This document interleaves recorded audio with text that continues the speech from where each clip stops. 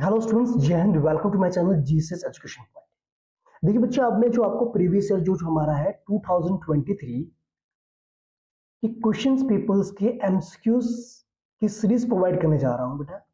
ठीक है, टोटल बेटा मैं यहाँ पर ना 12 क्वेश्चन पेपर्स के एमसीक्यूज आपको एक्सप्लेन करूंगा। उसके बाद अगर आपको सही लगता है तो मैं आपको केस स्टडी क्वेश्चंस भी और बाकी क्वेश्चंस भी प्रोवाइड कर दूंगा। ठीक है, तो यहाँ पर बेटा मेरे पास क्या है, 6 स्टैंडर्ड के क्वेश्चन पेपर है और 6 मेरे पास बेसिक के क्वेश्चन पेपर्स अवेलेबल है। तो आप मान लीजिए लगभग 240 एमसीक्यूज है अवेलेबल मेरे पास। ओके, तो आप इनको प्रैक्टिस कर लीजिए। मेरे हिसाब से बेटा अगर आप इनको भी समझ लेंगे तो डेफिनेटली आपके एग्जाम में बहुत बहुत बेनिफिट रहेगा इसका। ओके, और अगर आपको उनको इनकी बेटा पीडीएफ चाहिए तो मैं ऑलरेडी जो है टेलीग्राम चैनल में ऑलरेडी प्रोवाइड कर चुका हूँ। क्वेश्चन नंबर 1 to 3 इस तरीके से मेंशन करके मैंने। ओके, आप वहां से डायरेक्टली डाउनलोड कर सकते हैं। चलिए बेटा स्टार्ट करते हैं आज की वीडियो। Let's continue. देखिए बेटा,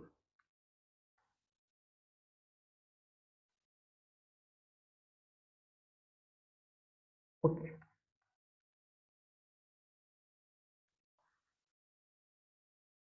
देखिए बच्चा पार्टी, देखिए बच्चे यहाँ पर जो हमारा क्वेश्चन नंबर 1 है एमसीक्यू को, वो क्या कहता है, the values of K for which the equation 2x² - kx + 1 = 0 has real and equal roots. तो बेटा आप बात को ध्यान रखेंगे, आपको के की वैल्यू निकालनी है और बोला गया कि इसके रियल रूट्स एग्जिस्ट करेंगे और क्या होने, इक्वल रूट्स होने चाहिए।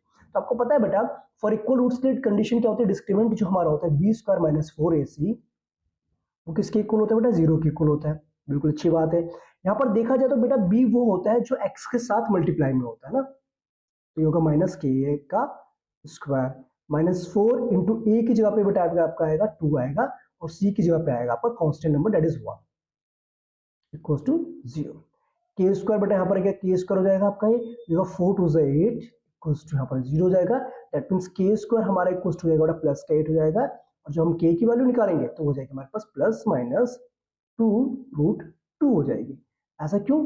बिकॉज बेटा अगर हम 8 का स्क्वायर रूट करते हैं तो हमारे पास आता है 4 इंटू 2 और 4 बेटा आपका 2 होता है, रूट में 2 हो जाएगा। इसीलिए ऑप्शन नंबर जो सी होगा इसका वो करेक्ट होगा। ठीक है, अगला बेटा क्वेश्चन नंबर जो 2 हमारा कहता है, वो कहता है graphically the pair of linear equations, हमारे पास जो मेंशन है ये और ये, represent two lines which are. तो बताने बेटा ये दोनों लाइंस किस चीज को रिप्रेजेंट कर, देखो पहले जब भी आपको बेटा इस तरीके से दिया जाए तो ऑलरेडी जनरल फॉर्म में बेटा है ना, और इसको भी हम जनरल फॉर्म में लिख देंगे, 3x - y 24 इधर आएगा तो -24 इक्वल्स टू में 0 हो जाएगा। अब देखो बेटा इनका रेशियो निकालते हैं, a1/a2 यानी कि x के कोएफिशिएंट का ratio, a1/a2 that is equals to 3/3, जो कि कितना आ रहा है बेटा, 1 आ रहा है।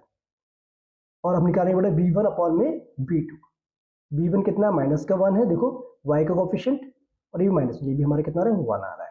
और c की बात करें बेटा, c1/c2 की अगर बात करें तो c कितना बेटा यहाँ पर +8 है और c2 कितना -24, ये कितना आ रहा है बेटा, -1/3 आ रहा है। तो यहाँ पर देखा जाए बेटा a1 जो a2 हमारा है वो किसके बराबर है बेटा, b1/b2 के बराबर है, लेकिन वो c1/c2 के बराबर नहीं है। तो इसका मतलब जो given pair of linear equations हमारी है वो क्या होंगी, पैरेलल होंगी। Clear, that's good. Let's continue with next question. Okay, देखो बेटा ये जो टाइप का क्वेश्चन आपका 3 है, ये कह रहा है इंपिरिकल रिलेशनशिप का यूज करके mode of a distribution whose mean is इतना एंड मीडियन इज इतना। आपको मोड निकालना है। देखो बेटा आपने एक फॉर्मूला याद होगा बेटा, मोस्टली बच्चे जो है ना इस फॉर्मूले को रिवाइज नहीं करते। ये वाला 3 median equals to 2 mean plus mode होता है। ठीक, आपको मीडियन दे रखा बेटा कितना देगा, 7.1 दे रखा है, तो 7.1 हम यहाँ लिखेंगे। 2 लिखा आपने, मीन कितना बेटा आपको दे रखा है, मीन देखा 7.2 दे रखा है। मोड आपको फाइंड आउट करना है। ठीक है, तो उसको जब सॉल्व करेंगे आएगा बेटा 3 1 3 21.3 होगा, ये हो जाएगा हमारे पास 14.4।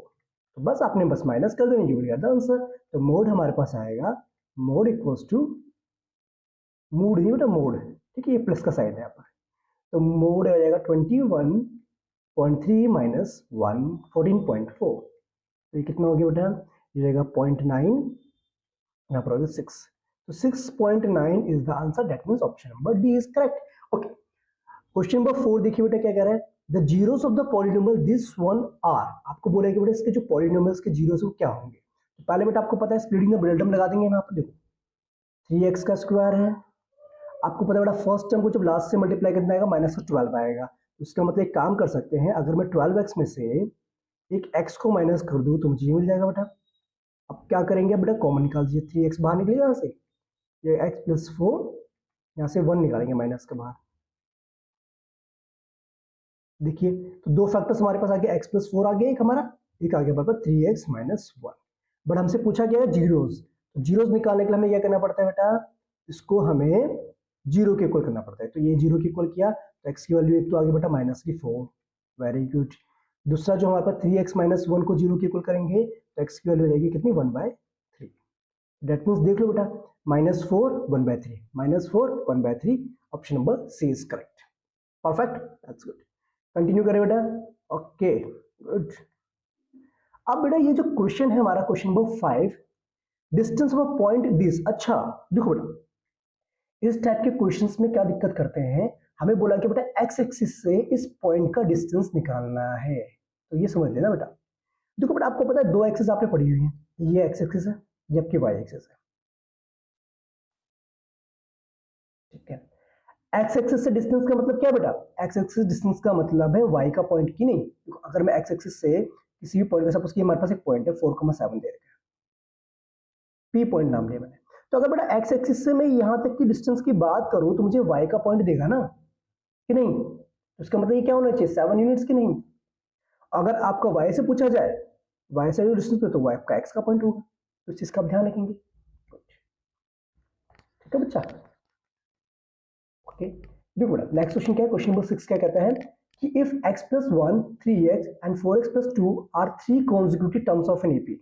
अगर ये बेटा 3 कॉन्जिक्यूटिव टर्म्स हैं, अगर मैं इसको मैं मान के चलता बेटा ये a है 1 है, ये a2 है, ये a3 है, तो इसका मतलब बेटा इनके बीच का डिफरेंस क्या होगा, सेम रहेगा, कॉमन डिफरेंस इन दोनों के बीच का भी और इन दोनों के बीच का भी। यानी हम ऐसे लिख सकते हैं बेटा a2 माइनस जो a1 हमारा होगा that should be equals to a3 minus a2।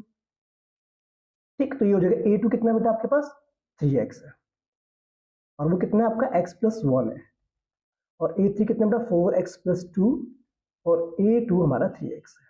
देखो पहले बेटा क्या करेंगे, ब्रैकेट ओपन करेंगे हम यहाँ से, तो जगह 4x माइनस 3x बेटा x होता है, प्लस में 2 होता है, 3x में से x गया तो 2x हो जाएगा, -1 हो जाएगा, ये वाला x इधर आएगा, 2 को भी हम इधर ले आते हैं, तो ये होगा हमारे पास 2x माइनस x, ये हो गया x माइनस 3 इक्वल्स टू 0। तो दिस इंप्लाइज दैट x की जो वैल्यू होगी वो कितनी होगी, 3 होगी, ठीक है। तो ऐसा क्वेश्चन बहुत देखे हैं बेटा ना, ओके। अगला क्वेश्चन बेटा 7th क्वेश्चन को देखो एक बार ध्यान से, क्या कह रहा है कि second square theta minus 1 1 minus cosecant square theta क्या होगा। देखो एक बात को समझना बेटा ध्यान से, आपने एक आइडेंटिटी पढ़ी थी, याद है आपको, 1 प्लस टेन स्क्वायर जो थीटा हमारा होता है वो होता है सेकंड स्क्वायर थीटा। तो इसका मतलब अगर मैं टेन स्क्वायर निकालूं तो उसको ऐसे लिख सकते हैं बेटा सेकंड स्क्वायर थीटा माइनस 1। तो यानी इसकी जगह पे क्या ले सकते हैं, टेन स्क्वायर थीटा ले सकते हैं। देखो गुड। अब 1 माइनस कोसेकेंड की बात करें तो आपको पता है एक फॉर्मूला पढ़ा था बेटा आपने, 1 plus cot square theta equals to होता है कोसेकेंड स्क्वायर थीटा। अगर मैं इसको लेकर जाता हूं इधर तो ये होगा 1 माइनस कोसेकेंड स्क्वायर थीटा। क्या ये माइनस का कोट स्क्वायर थीटा नहीं होगा, देखो बेटा होगा, तो ये लिखेंगे माइनस का कोट स्क्वायर थीटा। अब आपको पता होना चाहिए बेटा tan थीटा और कोट थीटा एक दूसरे के रेसिप्रोकल्स होते हैं, तो इसलिए इसका आंसर कितना आना चाहिए, माइनस का 1 आना चाहिए। That means option number B is the correct answer. Perfect, that's good. चलिए बेटा आगे चलिए।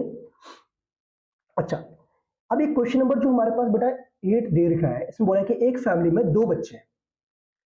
अब क्या कह रहा है कि what is the probability of having at least 1 girl. देखो बेटा अगर एक फैमिली में 2 बच्चे हैं तो हो सकता है कि दोनों के दोनों बॉयज हो, या फिर पहला बॉय दूसरी गर्ल हो, या फिर पहली गर्ल दूसरा बॉय हो, ठीक है, या फिर दोनों के दोनों क्या हो, गर्ल्स हो। तो हमारे पास 4 आउटकम्स तो हो गए, लेकिन पूछा कि एटलीस्ट, एटलीस्ट का मतलब कम से कम एक लड़की तो होनी चाहिए, तो कम से कम मतलब एक ही हो गई, ये हो गया, और एक दो भी तो हो सकते हैं, तो 3/4 इज द आंसर। डन। चलो बेटा क्वेश्चन नंबर 9 देखिए बेटा, ये है आपका ट्राइंगल चैप्टर है ना। देखो हमें मेंशन किया बेटा डीई जो लाइन हमारी है वो बीसी की क्या है, पैरेलल है, ठीक है, and all measurements are given to us, ठीक है, हमें ए निकालना है, यानी कि हमें ये फाइंड आउट करना है। बट एक बात सुनो, आपने बीपीटी थ्योरम पढ़ी थी ना, बीपीटी थ्योरम क्या कहता है, इफ अ लाइन, जो भी हमारे पास एक लाइन गिवन है वो अगर किसी साइड के पैरेलल है और अलग दो साइड्स को अलग अलग पॉइंट पे जो है इंटरसेक्ट करती है, तो उसको इक्वल रेशियो में क्या करेगी, डिवाइड करेगी। यानी कि एडी अपॉन में जो बीडी होगा वो किसके बराबर होगा बेटा, एई अपॉन में ईसी के बराबर होगा। तो एडी कितना है बेटा, 3 है, और वो कितना बेटा, 4 है, और ये हमें निकालना है। ईसी कितना बेटा, 3 है। तो क्रॉस मल्टीप्लाई जब आप करेंगे ये इसके साथ होगा, ये इसके साथ होगा, तो यहाँ से आएगा ए ई शुड बी इक्वल टू 9/4। तो ये हो जाएगा हमारे पास कितना बेटा, 2.25। तो 2.25 सेंटीमीटर जो है, या ठीक है 2.25 सेंटीमीटर, ये इसका आंसर आ जाएगा। Done. Okay,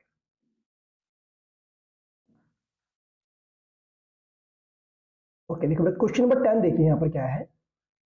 the length of a tangent drawn from an external point P, drawn from point P whose distance from the center of a circle is 25 centimetre. देखो बेटा क्या बोला गया, एक सर्कल हमारे पास है, ठीक है, इसका हमें सेंटर दे रखा है, कितना दे रखा है बेटा, ये हमारा सेंटर O मान लीजिए, ठीक है।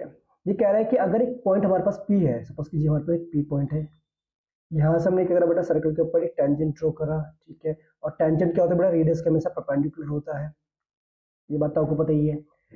और बोला क्या गया है, कुछ distance from the centre, centre से उसका डिस्टेंस हमें दे रखा है, यानी कि ओपी हमें पता है 25 सेंटीमीटर, और रेडियस भी हमें दे रखी है 7 सेंटीमीटर। तो क्या आपकी पीएम नहीं निकाल सकते, आपको क्या पूछा है, टेंजेंट की लेंथ पूछी है, तो उसको निकालने के लिए क्या करेंगे, पाइथागोरस थ्योरम लगा दीजिए। ये हो जाएगा बेटा, ओपी का जो स्क्वायर हमारा होगा वो होगा पहली बात पीएम का स्क्वायर प्लस में ओएम के स्क्वायर के बराबर। ओपी कितना बड़ा, 25 है, 25 का स्क्वायर करेंगे, पीएम स्क्वायर को यहीं रहने देंगे, ओएम का स्क्वायर करेंगे 7 का स्क्वायर, तो ये बड़ा 625 माइनस में 7 का स्क्वायर 49 इक्वल्स टू में पीएम का स्क्वायर। तो ये आएगा बेटा, जब हम माइनस करेंगे इसको तो आएगा 576 इक्वल्स टू पीएम का स्क्वायर। तो इसका मतलब यहाँ से जो पीएम हमारा आएगा वो आएगा 24 सेंटीमीटर, ठीक है। तो that means option number B is correct answer, ठीक है। देखिए बेटा 11th क्वेश्चन की बात करें, बोला गया एक वर्टिकल पोल है जो कि कितने मीटर का बेटा, 10 मीटर उसकी लेंथ है। एक ये वर्टिकल पोल हमारे पास दे रखा है बेटा, 10 मीटर इसकी क्या दे रखी है बेटा, हाइट दे रखी है, ठीक है। शैडो बनाता है कितनी लंबी बेटा, 5 मीटर लंबी जो है शैडो बनाता है, ठीक है, उसको हमने ए भी मान लेते हैं, ये सी पॉइंट हो गया, ठीक है। At the same time tower cast a shadow of 12.5 metre. अब देखिए उसी समय पे बेटा जो टावर हमारे पास है, ये टावर हमारे पास है, ठीक है, वो क्या करते हैं बेटा, एक शैडो बनाते हैं कितनी लंबी, सपोज इस टावर को हमने नाम दिया पी क्यू नाम दे दिया, ठीक, जो कि बनाते हैं बेटा यहां से यहां तक मान लीजिए 12.5 मीटर की जो है लंबी शैडो बनाता है, इसको ज्वाइन करेंगे बेटा यहाँ से, ओके डन।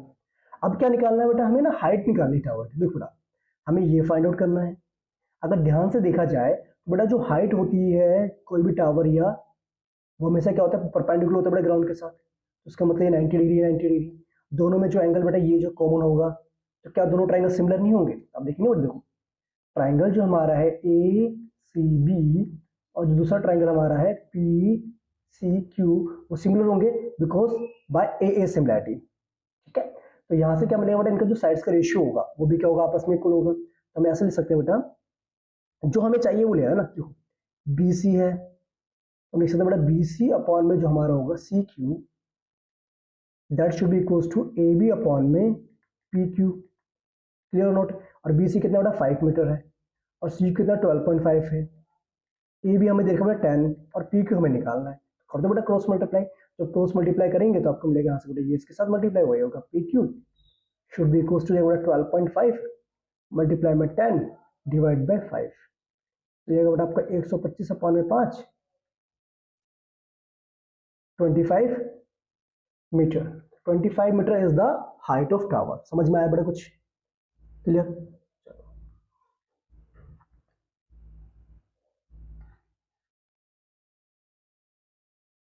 अच्छा अब देखो बेटा यहाँ पर जो क्वेश्चन है 12th क्वेश्चन देखो, कह रहा है P is the mid point of a line segment forming the points A and B। देखो अगर मेरे पास बेटा एक लाइन सेगमेंट गिवन है, इसको मैंने लिया बेटा A पॉइंट लिया, इसको मैंने लिया B पॉइंट लिया, ठीक है। A के कोऑर्डिनेट्स मुझे गिवन है -2,8 है, और B के कोऑर्डिनेट्स मुझे गिवन है -6, -4 है। P इसका बेटा क्या है, मिड पॉइंट है। हमें क्या निकालना बेटा, पी के मिड पॉइंट निकालने। तो आपको पता है बेटा मिड पॉइंट फॉर्मूला क्या कहता है, जब हम एक्स को बेटा हमने एक्स को वाई मान लेते हैं, इसको निकाले फॉर्मूला क्या होता है बेटा x1 प्लस में x2 होता है डिवाइड बाय 2 होता है, और वैसे ही y निकालने के लिए y1 प्लस में y2 डिवाइड बाय 2 होता है। ठीक है, तो यहाँ पर बेटा देखा जाए तो x1 माइनस 2 है और ये कितना -6 है, कितना आएगा, ये आएगा माइनस का 8/2 दैट इज इक्वल्स टू -4 रहेगा। सेम बेटा अगर इसकी बात करें y की, तो y हमारा हो जाएगा y1 कितना बेटा 8 है और कितना 4 है, तो 4 डिवाइड बाय 2 जाएगा 2, तो कितना हो जाएगा बेटा, कोऑर्डिनेट्स होंगे -4,2 जाएगा, तो यानी कि ऑप्शन में ए हमारा करेक्ट आंसर। ठीक, ओके। हेलो स्टूडेंट्स, अब बात करें बेटा अगर क्वेश्चन नंबर 13 की बात करें तो उसमें बोला गया है कि if a letter of English alphabet is chosen at random then probability of this letter will be a consonant is what. देखो बेटा आपको पता है कि टोटल जो लेटर्स होते हैं कितने होते हैं, 26 लेटर्स होते हैं इंग्लिश अल्फाबेट में। ठीक है, 26 लेटर्स होते हैं ना, उसमें से आपको पता है बेटा 5 क्या होते हैं, वोवेल्स होते हैं। अगर 5 वोवेल्स होते तो बचे कितने बेटा, 21 होंगे कॉन्सोनेंट, 21 क्या होंगे, कॉन्सोनेंट्स होंगे। ठीक है, तो प्रोबेबिलिटी क्या होगी कॉन्सोनेंट्स आने की, वो होगी 21 out of 26, this is the final answer. Okay, अब बेटा क्वेश्चन नंबर 14 को देखेंगे अगर हम, कह रहा था height of the tower is 20 metre, the length of its shadow made on the level ground when sun's altitude is 60 degree is what. देखो बेटा बोला क्या गया है, अगर सपोज कीजिए मेरे पास ये टावर है, इसकी हाइट हमें ऑलरेडी मेंशन कितनी बेटा, ए बी, यानी कि 20 मीटर्स की हाइट हमें गिवन है। बोलेंगे सन का एल्टीट्यूड बेटा, यहाँ पर सन है, ठीक है, सन का एल्टीट्यूड यहाँ पर देखा जाए तो बेटा कितना बन रहा है ग्राउंड के साथ, कितने डिग्री का बन रहा है, 60 डिग्री का बन रहा है। और बोला क्या कि हमें लेंथ निकालनी शैडो की, यानी कि हमें BC निकालना। तो बेटा सुनो, आपको पता है कि जब ये 60 डिग्री है, सामने वाला परपेंडिकुलर होता है, यू का बेस है ना, तो आप यहाँ लिखेंगे 1060 लगा दीजिए बेटा, 1060 होता है परपेंडिकुलर अपॉन में बेस होता है, और 1060 बेस परपेंडिकुलर क्या होगा बेटा, AB होगा, और बेस क्या होगा, BC होगा। 1060 पे वैल्यू होती है बेटा √3 होती है, और AB हमें दे रखा है 20 और BC हमें निकालना है, तो क्रॉस मल्टीप्लाई करेंगे बेटा अगर आप ध्यान से, तो आपको मिलेगा BC should be equals to 20 divided by √3 metre. तो इसका मतलब जो शैडो की लेंथ होगी that will be option number A 20 by √3 metre. Done, that's it. अब देखो बेटा क्वेश्चन नंबर जो 15 हमारा है, ध्यान से देखना बेटा, इससे बोला कि OACB एक क्वाड्रेंट है सर्कल का जिसका सेंटर O है, रेडियस हमें दे रखी 7 सेंटीमीटर, तो where ACB is an arc, तो बताना है कि what is the perimeter of the quadrant. देखो बेटा क्वाड्रेंट का मतलब होता है 1/4 ऑफ अ सर्कल, ये क्वाड्रेंट है, इसका नाम हमें दे रखा OACB, इस तरीके से दे रखा है। अब हमें इसका क्या निकालना है, पेरीमीटर निकालना है बेटा, तो रेडियस हमें कितनी दे रखी है, 7 सेंटीमीटर हमें रेडियस दे रखी है, तो ये भी 7 सेंटीमीटर होगा बेटा। ठीक है जी, अच्छी बात है। अब हमें बोला क्या गया बेटा, क्वाड्रेंट का पैरामीटर निकाला, तो क्वाड्रेंट का पैरामीटर निकालने के बेटा एक तो इस आर्क का एरिया, सॉरी इस आर्क की लेंथ निकालेंगे हम, और प्लस में 2 रेडियस कर देंगे, तो हम लिखेंगे बेटा लेंथ ऑफ आर्क, आर्क क्या है बेटा, ACB आर्क की जो लेंथ होगी वो हो जाएगी कितनी बेटा, 1/4 the perimeter of a circle.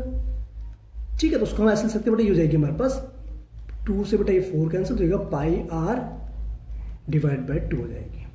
ठीक, लेकिन हमें उसका पूरा पैरामीटर निकालना, तो पूरा पैरामीटर ये हो जाएगा, इसका पैरामीटर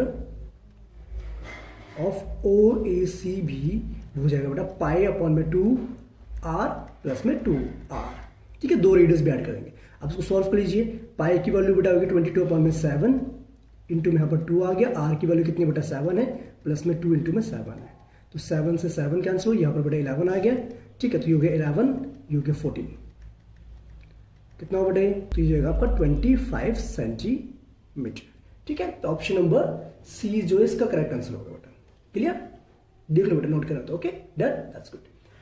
अब बेटा अगर हम अगले क्वेश्चन की बात करें, इसको इरेज कर दूं मैं।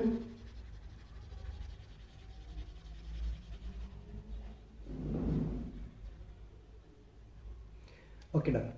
देखो बेटा क्वेश्चन नंबर 16 की अगर हम बात करें, इसमें बोला गया इस फिगर में PA PB जो है 2 टेंजेंट्स बना रखे हैं हमने सर्कल के ऊपर। देखिए ये 2 टेंजेंट्स है तो इक्वल भी होंगी, ठीक है, और उनके बीच में एंगल दे रखा है कितने, APB हमें 50 डिग्री दे रखा है। ठीक, हमें OAB निकालना है, यानी कि हमें ये वाला एंगल निकालना है। तो सुनो बेटा ध्यान से, आपको पता है बेटा कि जो टेंजेंट्स के बीच में एंगल बनता है और सेंटर पे जो एंगल बनता है वो क्या होता है, सप्लीमेंट्री होते हैं। तो इसका मतलब जो एंगल AOB हमारा होगा क्या मैं उसको ऐसे निकाल सकता हूँ बेटा 180 degree minus 50 that is equals to 130 degree. Clear और नॉट? आपको पता है बेटा ये रेडियस है, तो रेडियस क्या होती है आपस में इक्वल होती हैं। अगर रेडियस इक्वल तो उसके सामने वाले एंगल्स भी क्या होते हैं आपस में इक्वल होते हैं। तो हम ऐसे लिख सकते हैं बेटा इन ट्राइंगल जो हमारे एओबी ट्राइंगल है वहां पर जो हमारे पास दो एंगल्स बेटा एक्स प्लस एक्स और प्लस में जो एंगल हमारा सेंटर में गिवन है जो अभी हमने निकाला 130 डिग्री, क्या इनका सम 180 डिग्री नहीं होगा? होगा ना बेटा। तो ये होगा 2x बराबर में आगे बेटा ये 50 डिग्री हो गया। तो इसका मतलब ये होगा x इक्वल्स टू 25 डिग्री। अगर x 25 डिग्री तो इसका मतलब जो ओ ए भी हमें फाइंड आउट करना है वो कितना डिग्री का होगा? 25 डिग्री इज द आंसर। ठीक है, देख लो बेटा, चेक कर लो आंसर को, यही है कि नहीं है देखो। ठीक है, तो ऑप्शन नंबर जो हमारा ए है वो इसका करेक्ट आंसर होगा। क्लियर होगी बात? That's good. ओके बेटा, क्वेश्चन नंबर 17 की हम बात करते हैं। इसमें बोला गया if a bicycle wheel makes 5000 revolution moving 11 kilometre then diameter of the wheel हमें फाइंड आउट करना है। बेटा देखो, एक रेवोल्यूशन में आपको पता है बेटा क्या होता है? 2 पाई आर होता है। ठीक है, सर्कमफ्रेंस, या फिर इसको हम ऐसे बोलते हैं पाई इंटू डायमीटर, क्योंकि 2 आर क्या होता है? डायमीटर होता है। ठीक है, लेकिन वो कितने रेवोल्यूशन करे बेटा? 5000। तो इसका मतलब पाई मल्टीप्लाई में डायमीटर इंटू में था 5000 should be equals to 11 kilometre. तो 11 का मतलब हो गया बेटा 11,000 मीटर हो जाएगा। जीरो से जीरो कैंसिल हो गया, 3 जीरो। अब हम बेटा डी निकालेंगे तो क्या होगा? 11 अपॉन में पाई हो जाएगा वो। ठीक है, तो 11 लिखा हमने, पाई की वैल्यू लिखी 22 अपॉन में 7, 7 ऊपर चला गया। ठीक, तो ये आपका, तो यहाँ पर आ गया आपका ये आंसर कितना आ जाएगा बेटा? अच्छा एक चीज़ और बेटा, ये जो 5 है ये भी तो 5 भी तो नीचे डिवाइड में आएगा ना। ठीक है, तो ये 5 भी साथ में है, तो अगर 10 अपॉन 5 7 अपॉन में 10 हो गया, ये हो गया 0.7 metre is the diameter. But लेकिन बेटा ना इसको अगर हम सेंटीमीटर में करेंगे तो डायमीटर बन जाएगी 0.7 इंटू में 100, तो जाएगा आपका 70 सेंटीमीटर। तो इसका मतलब ऑप्शन नंबर जो सी है वो करेक्ट होगा बेटा। ठीक है, तो ये चीज़ आप ध्यान रखिए। ओके, अब नेक्स्ट क्वेश्चन जो बेटा 18 की बात करें, कह रहा है a number is chosen from a number 1 to 3 and denoted as X. अगर बच्चे सपोज मैंने एक नंबर लिया, किसमें चूज करके 1 2 3 में से, उसको हमने एक्स मान लिया। ठीक है, अब हमने दूसरा नंबर लिया बेटा, उसको हमने वाई से डिनोट कर दिया। इसमें से कोई से भी एक नंबर होगा उसको वाई से डिनोट कर दिया। तो कह रहा है कि अगर हम इनका मल्टीप्लिकेशन करते हैं तो क्या प्रोबेबिलिटी होगी जो 9 से कम आएगा? तो देखो बेटा, अगर हम एक्स और वाई को मल्टीप्लाई करते हैं तो हमारे पास क्या क्या आएगा? देखो बेटा, 1 को 1 से करें तो 1 आएगा, 1 को 4 से करें तो 4 आएगा, 1 को 9 से करें तो बेटा 9 आएगा, 2 को करेंगे बेटा 1 से तो 2 आएगा, 2 4 से 8, 2 9 से 18 आएगा, 3 से करेंगे बेटा 3, 4 से 12, 9 से 27।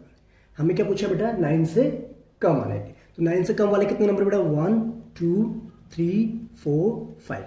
तो कितने बेटा? 5 हैं आउट ऑफ 1 2 3 4 5 6, 1 2 3 4 5 6 7 8 9, तो आउट ऑफ 9, तो 5/9 is the correct answer. Perfect, good. अब बात करते हैं बेटा क्वेश्चन नंबर 19 जो हमारा असर्शन रीजंस के दो क्वेश्चन हमारे हैं, 19 और 20। देखो 19 क्वेश्चन बोला कि अगर a fair die is thrown once the probability of getting prime number is 1/2। देखो अगर एक डाई को हम रोल करते हैं बेटा, आपको पता है उसमें आउटकम्स कहेंगे 1 2 3 4 5 और 6 तक आपके आउटकम्स देखने को मिल सकते हैं। प्राइम नंबर्स कौन से होते हैं बेटा? जो सिर्फ अपने टेबल में आते हैं और उनके टेबल में आते हैं। जैसे 2 हो गया, 3 हो गया, 5 हो गया। तो कितने प्राइम नंबर्स बेटा? 3 हुए आउट ऑफ 6। तो प्रोबेबिलिटी कितनी हो जाएगी? 1/2। तो इसका मतलब ये स्टेटमेंट क्या है? बिल्कुल ट्रू है। ओके, अब रीजन बोला क्या है बेटा? A natural number is a prime number if it has only 2 factors. Natural numbers को हम प्राइम नंबर तभी बोल सकते हैं जब उसके कितने फैक्टर्स होंगे बेटा? 2 फैक्टर्स होंगे, 1 और इटसेल्फ। ठीक है, तो ये भी स्टेटमेंट ट्रू है। तो इसका मतलब ये हो बेटा जो असर्शन है उसका रीजन बिल्कुल करेक्ट दे रखा है, इसीलिए इसका ऑप्शन नंबर जो ए है वो बिल्कुल करेक्ट होगा। ठीक है, ऐसे बेटा अगर हम क्वेश्चन नंबर 20 की बात करें तो उसमें बोला गया दो प्लेयर्स हमारे पास हैं, सानिया और असनम। प्लेयर टेनिस मैच खेलते हैं, the probability of Sania winning the match is 0.79 and that of the Asnam is इतना। देखो बेटा बात सुनो, अगर एक के आने की प्रोबेबिलिटी हमें पता है, जैसे यहाँ पर देखिए सानिया की देखिए 0.79 देगी जीतने की, तो उसका मतलब उसके नहीं जीतने कितनी देगी? 1 में से माइनस कर देंगे हम। ठीक है, तो इसका मतलब ये प्रोबेबिलिटी होगी असलम की, तो ये स्टेटमेंट बिल्कुल ट्रू है। ठीक है, रीजन क्या दे रखा बेटा? The sum of probabilities of two complementary events is 1। ये बिल्कुल सही बात है बेटा। कॉम्प्लीमेंट्री इवेंट्स वो होते हैं जिसमें आने की प्रोबेबिलिटी और नहीं आने की प्रोबेबिलिटी का जो सम होता है वो क्या होता है? 1 होता है। ठीक है बच्चा, बात अब बच्चा आपको ये कॉन्सेप्ट जो है सारे न्यूमेरिकल्स आपको समझ में आ गए होंगे। ठीक है, अगर आपको कोई भी क्वेरी होती है तो बेटा आप मुझे जो है कमेंट करके जरूर बता सकते हैं। मिलते हैं नेक्स्ट वीडियो में, तब तक के लिए bye bye, take care and Jai Hind.